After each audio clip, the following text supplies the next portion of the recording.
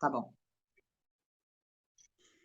Bem, boa noite. Hoje é a nossa última aula de Direitos Humanos. Como a gente falou, tinha combinado, né? Vamos tratar dos tratados internacionais e ver a relação de tratados que o Brasil é signatário. Vamos entender o que é isso, né? O que é que significam os tratados e o que é que eles obrigam os países que fazem parte, que os assinam. Signatários que a gente chama, quer dizer que são os países que assinaram os tratados, né? O termo diz respeito a isso. Então, a gente tem aí uma listinha interessante para ver. Vamos falar a respeito dos que são mais importantes, né? Os que realmente interessam e geralmente, corriqueiramente, caem nos concursos. Então, deixa eu passar aqui, que isso aqui foi da aula anterior, acabou entrando no slide anterior. E aí, dos tratados internacionais, que são, né, o tema da nossa aula de hoje, eles são acordos, né, entre os estados e organizações internacionais e regidos pelo direito internacional. Então, como nós falamos, né, na aula passada, quando começa a se organizar a Organização das Nações Unidas e, né, eles começam a montar as estruturas de organização para tratar de direitos humanos no mundo inteiro. Todos os países que fazem parte se reúnem, né, tem aquela reunião a cada 4 anos e tem a revisão, né, e se reúnem sempre também que sentirem a necessidade de uma extraordinária, obviamente, em tempos de crise mundial, isso é mais comum, e dessas reuniões, em muitas ocasiões, surgiram esses tratados que a gente vai ver mais adiante. Os tratados internacionais, né, possuem o objetivo de produzir as normas de efeitos jurídicos que garantam a preservação da dignidade humana, executadas pelos países membros de cada tratado.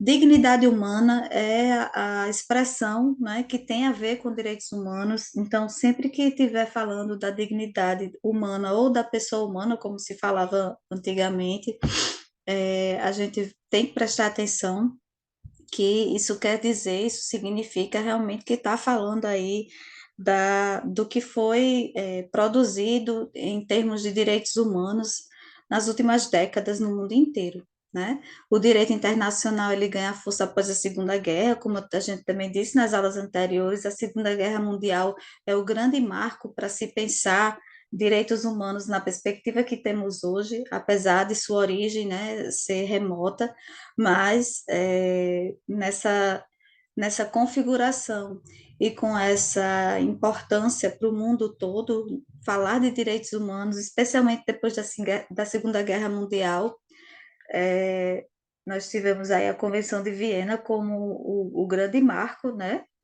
para falar a respeito, e aí, e para regulamentar os tratados internacionais. Então, devemos grifar, né, a Convenção de Viena, assim como tem outras que nós vamos apontar como importantes marcos na legislação internacional, no direito internacional, para se falar de direitos humanos.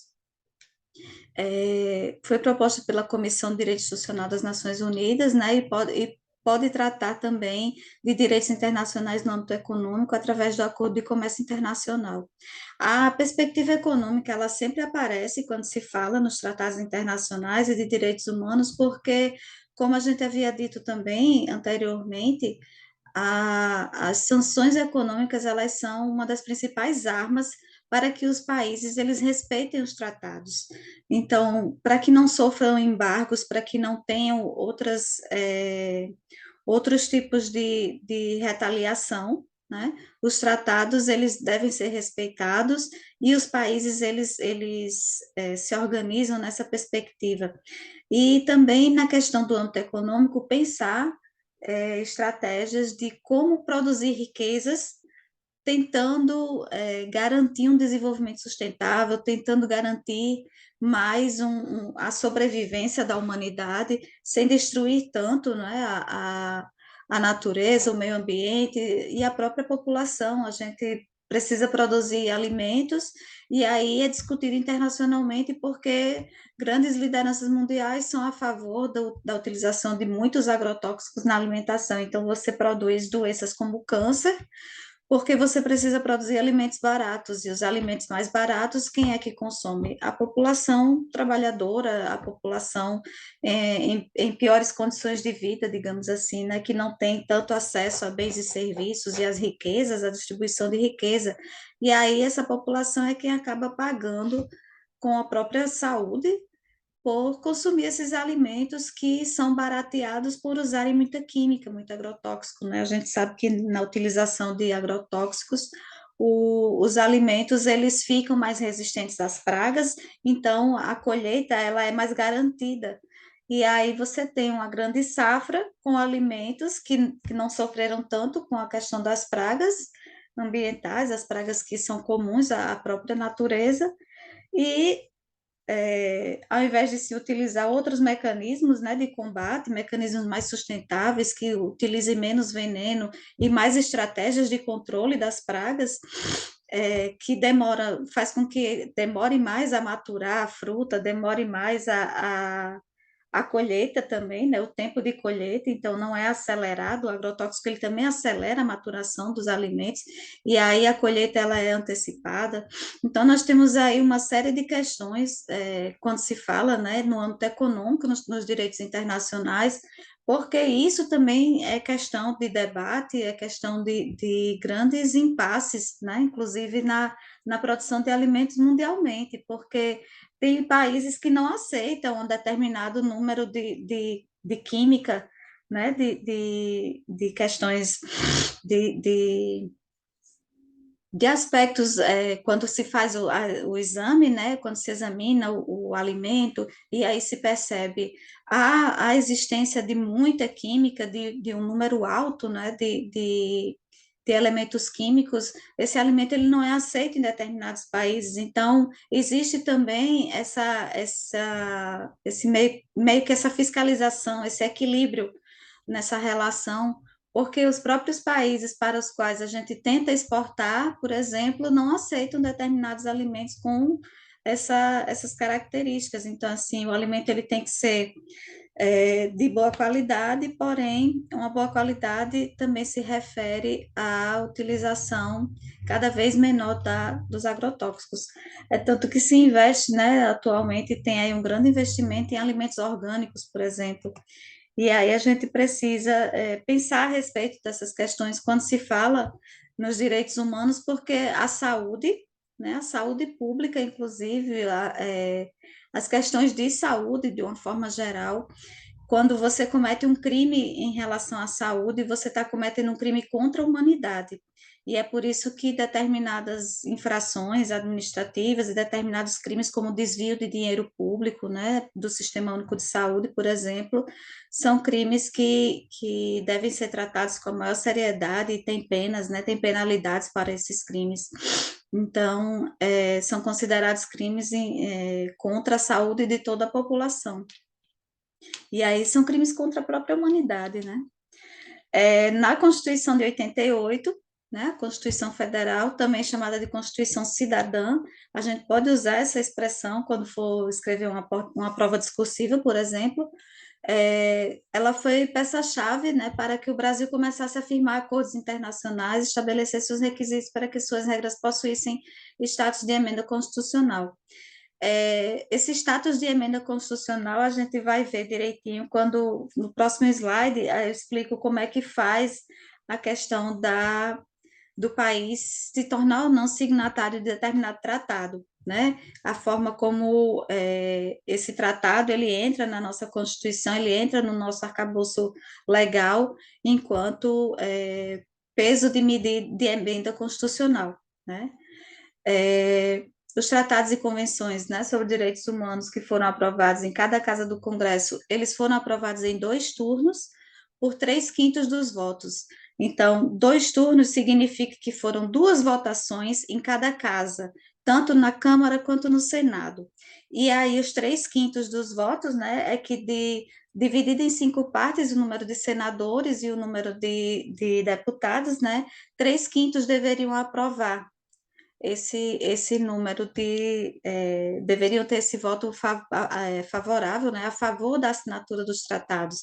Então, para que o Brasil ele se torne signatário de um tratado, o peso é da Câmara e do Senado, não é do presidente, por exemplo. Não é o presidente que vai lá e assina sozinho se der na telha, né? Ah, deu vontade de assinar esse tratado aqui, eu vou assinar. Não é assim que funciona.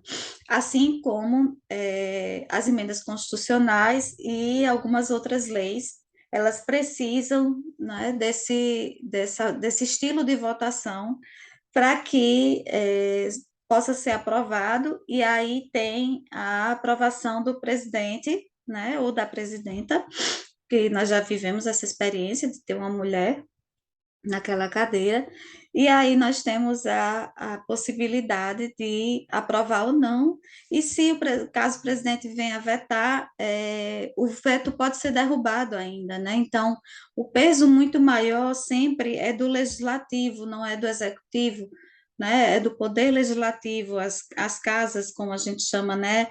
A Câmara dos Deputados e o Senado Federal são as grandes personagens nessa questão da votação, para que uma emenda constitucional, desculpa, para que um tratado internacional ele possa ser aprovado e considerado, né, como lei também no nosso país. Então, o nosso país, quando assina um tratado, as nossas leis elas têm que ir de acordo com esses tratados. A gente não pode ter no nosso país uma legislação que venha ferir os tratados. Eu vou dar exemplos quando a gente estiver falando de cada tratado, para que a gente possa ter uma ideia, né?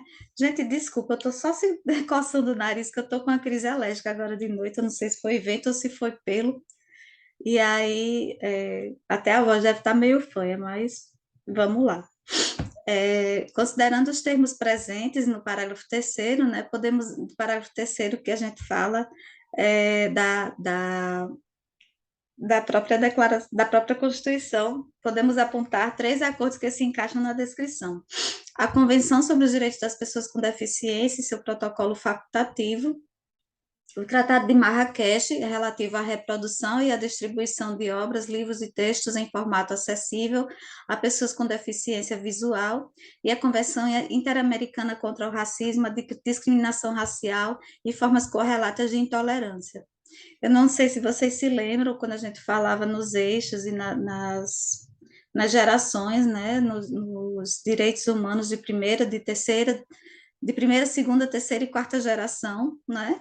Existe aí a geração que fala da igualdade, né? Então, assim, quando a gente fala de igualdade, a gente busca é, a, a a possibilidade de que todo ser humano, toda pessoa, né, ela viva com as mesmas condições de acesso, as mesmas condições de dignidade que os demais. Então, um país que se torna acessível para as pessoas com deficiência é um país que ele é muito melhor para as pessoas que não têm deficiência, porque ele vai atender a todas as necessidades e aí ele vai conseguir promover essa igualdade, né? Promover esse atendimento mais igual, é, eu diria que mais equânime, né? Porque vai tratar os desiguais dentro de sua desigualdade, né? Os iguais dentro de sua igualdade, então vai dar condições de as mesmas condições, né? Digamos assim, para que as pessoas possam ter acesso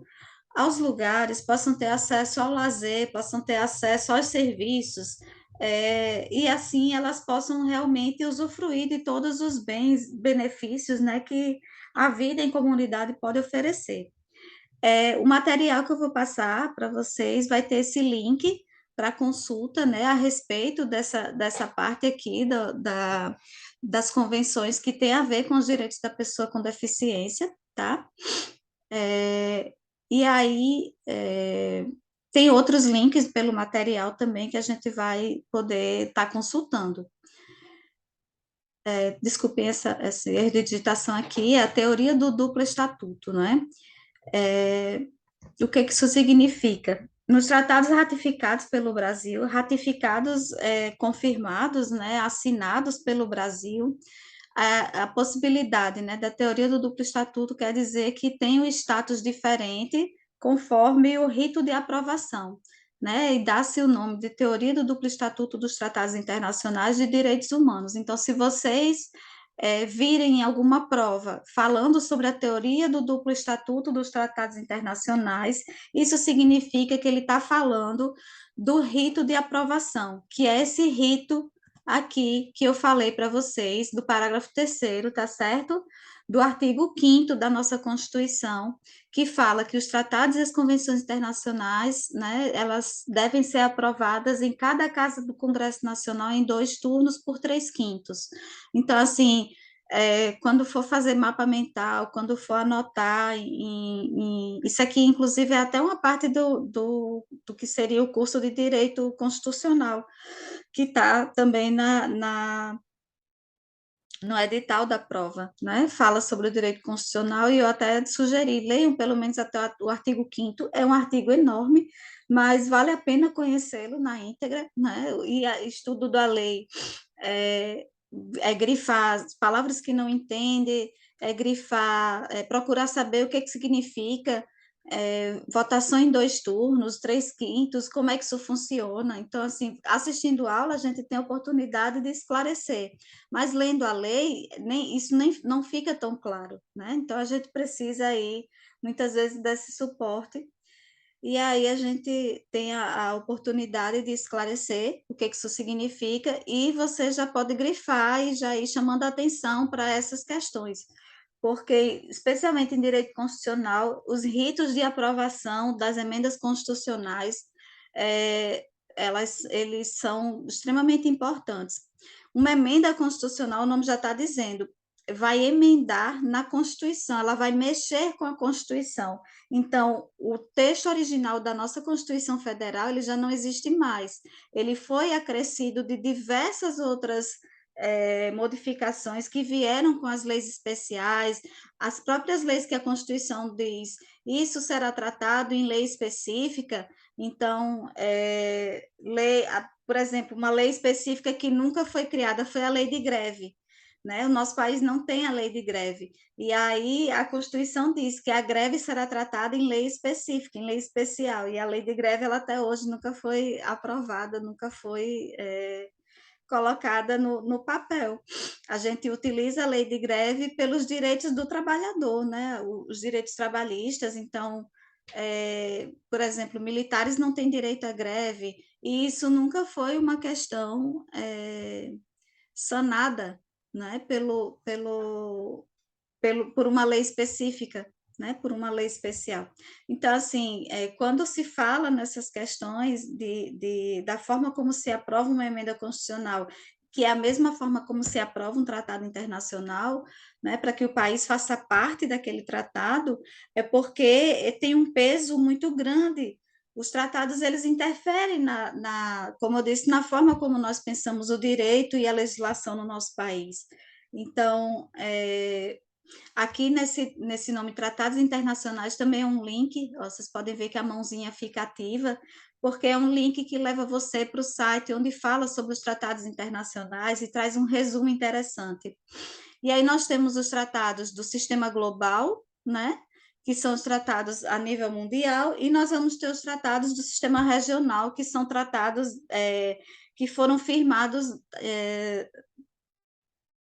não sei se é o continente americano, se é só com países da América Latina, eu vou verificar direitinho, mas a nível regional, apenas alguns países, né, de língua anglo-saxônica do nosso continente, e aí o Brasil, que fala português, os outros países com a língua espanhola, nós tivemos aí alguns tratados específicos dessa região, desses territórios que têm aí essa realidade comum, né, que é o fato de estarem na América, e assinaram, na América do Sul, mais especificamente, e assinaram esses tratados.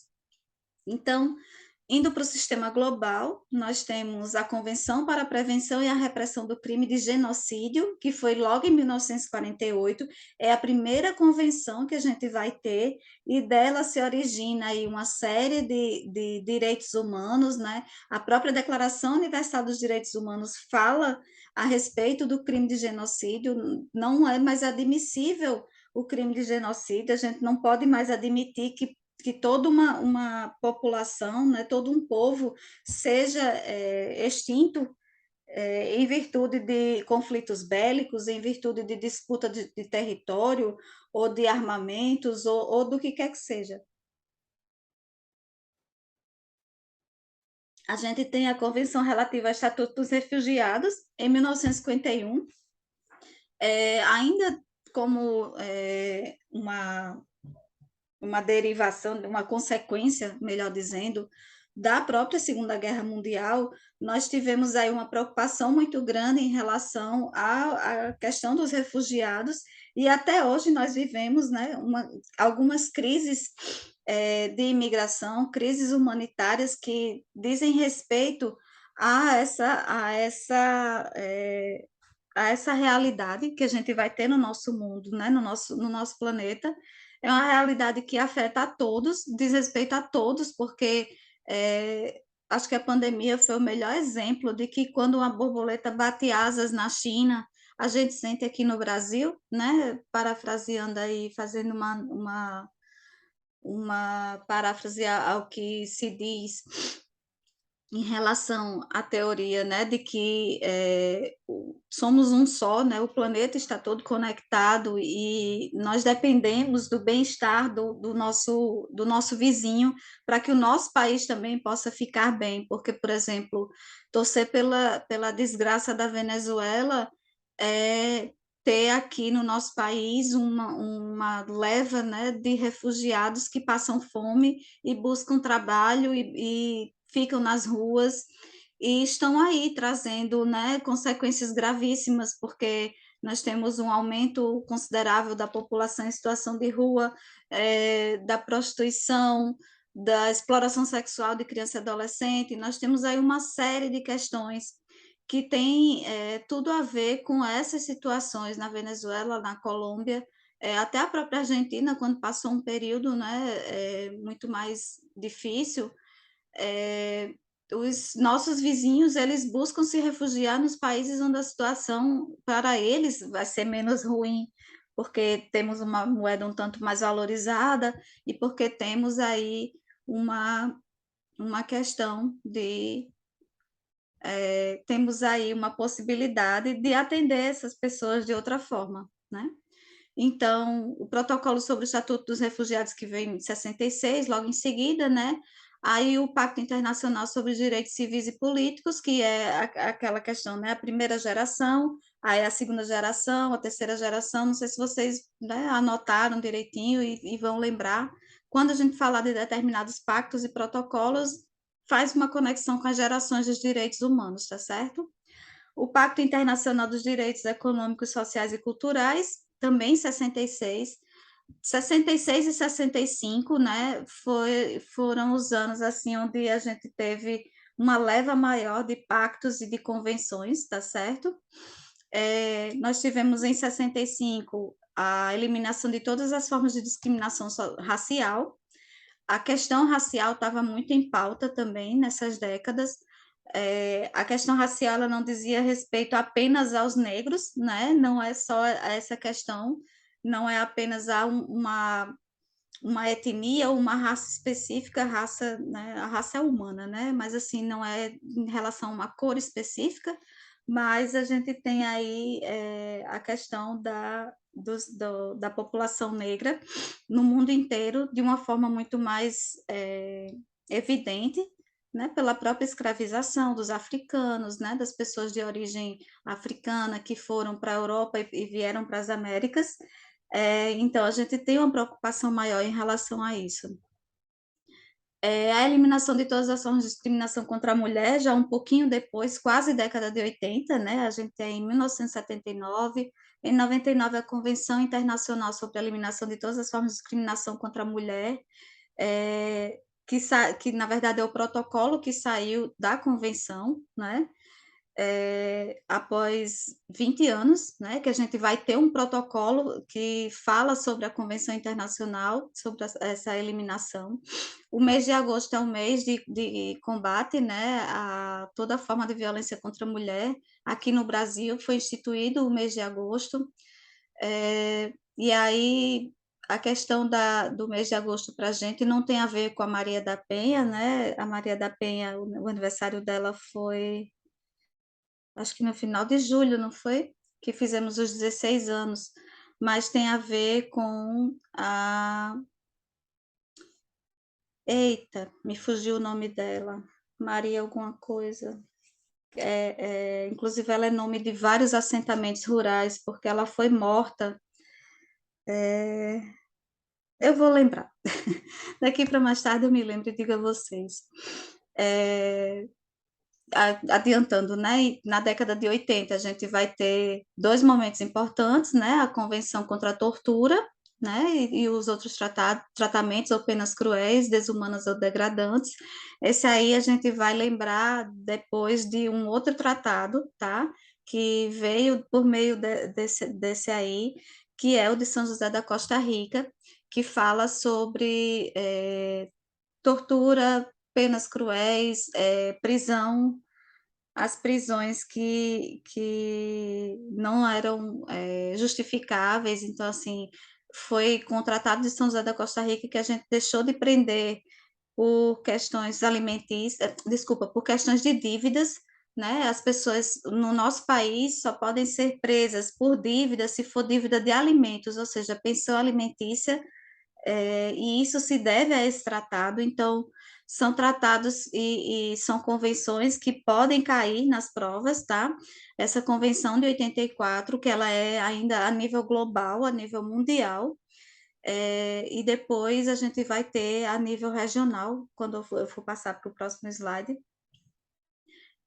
Temos aí a Convenção sobre os Direitos das Crianças, em 89, e dela já derivou o ECA, né? A gente já tem o Estatuto da Criança e do Adolescente no ano seguinte. Então, a Convenção sobre os Direitos das Crianças é uma das mais importantes para quem estuda o Estatuto da Criança e do Adolescente e para quem atua também na área da criança e da adolescente ou da juventude, porque a Convenção sobre os Direitos da Criança vai trazer aí uma série de inovações a respeito, inclusive, de como educar, né, da questão do você não pode infringir a criança, tratamento cruel, degradante, ela tem que estar livre de qualquer forma de violência e humilhação, né, as questões de vulnerabilidade e tudo mais. Depois vem um protocolo, esse protocolo só veio em 2000, ou seja, 11 anos depois. Aquele protocolo anterior, né, que eu falava, da mulher, por exemplo, ele veio 20 anos depois, mas o das crianças veio um pouco antes. E depois desse protocolo veio aí o Pacto pela Primeira Infância, em 2016, a gente tem a lei contra a Lei de Proteção a Crianças e Adolescentes Vítimas ou Testemunhas de Violência de 2017 e uma série de protocolos de atuação em relação a isso. Então, tudo isso, toda a nossa legislação e toda a nossa forma de trabalhar no nosso país, ela tem relação direta com esses tratados e essas convenções, tá? Cada convenção dessa deriva um tratado, um documento que o Brasil assinou, né, que o Brasil foi signatário, e derivou também um protocolo, tá? Eles colocam como protocolo facultativo, né, porque os países que fazem parte da ONU, eles não são obrigados a fazer parte e a seguir esses protocolos, tá certo? Mas eles são o norte das nossas leis atualmente. Temos aí a Convenção das Nações Unidas contra a Corrupção. A gente tem a lei da ficha limpa no nosso país, então é uma certa, um desdobramento, né, desse processo aí, foi na Convenção de Mérida. Então falar sobre corrupção, a Convenção de Mérida em 2000, eu não vou dizer que você vá memorizar todas essas convenções de todos os anos, mas pelo menos o das crianças, o do racismo, esse agora, né, que são dos sistemas regionais interamericanos, os tratados que a gente tem internacionais, porém regionais, como eu falei, né, que tem só signatários das Américas. Então, a Convenção Americana sobre os Direitos Humanos, em 1969, que é o Pacto de São José da Costa Rica. O Pacto de São José da Costa Rica é o mais importante até em termos de concurso público, inclusive para a área do direito, porque é dele, é nele que foi pactuado que a questão de que é proibida a tortura nos países signatários, é proibido o tratamento cruel, é proibido a prisão sem o devido processo legal, é proibida a prisão por dívidas, né?